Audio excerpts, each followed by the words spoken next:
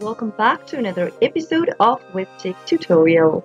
In today's video, I'm going to show you how to activate Victoria's Secret Mastercard online. Watch the video till the end and don't forget to subscribe to our channel by hitting that subscribe button. Press the notification bell icon so that you'll never miss another upcoming upload from us.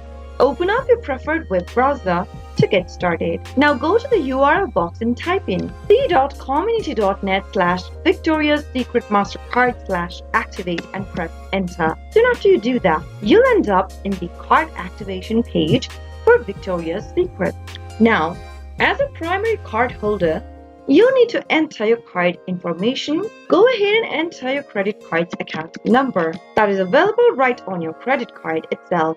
On the next field, type in your expiry date. Select one of the verification methods from the drop-down between Social Security number, Social Insurance number, alternate identification number. Make your selection and enter the last 4 digits of the identification method you've selected and then enter your zip code or postal code in the last field. Finally, click on the Continue button at the bottom of the screen and follow through the prompts in order to activate your Victoria's Secret Mastercard.